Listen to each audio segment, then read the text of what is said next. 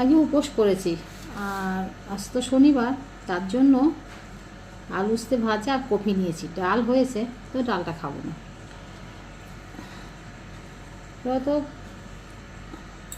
আমরা নিজেরা 3 বেলা করে মন্ডা, মিঠাই, মাছ, মাংস ঘন্টে ঘন্টে খাই, ঘন্টে ঘন্টে গিলে যাচ্ছি।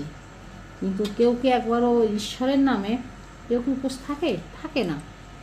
মানে না, দূর, উপোস থাকবো কী করে, আমার না খুব শরীর খারাপ, আমার না এখন ভালো লাগছে না, মাথা ঘুরাচ্ছে, এইসব বলে।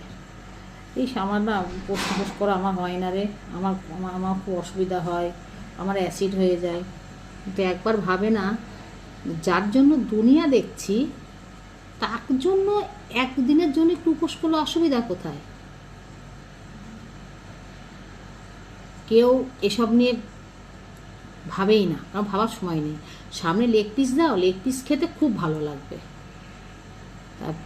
3 বেলা যখন আমরা মাছ মাংস খেতে পাচ্ছি, তখন একদিন ভগবানের নামে উপোস করে থাকার পরেও সারাদিন বাদে যদি একবার খাওয়া যায়, তাতে খুব একটা ক্ষতি হবে না, তাতে ভালোই হবে। অনেক সময় দেখা যায় ভগবানকে কেউ দিচ্ছে না খেতে, অথচ তারা 3 বার খেয়ে নিচ্ছে, তাদের দেওয়ার সময় নেই। একদিন নিজে না খেয়ে থেকে দেখুক তার কেমন লাগে, তাহলেই বুঝবে যে হ্যাঁ, উল্টো দিকের মানুষটা ঠিক ততটাই কষ্ট লাগে।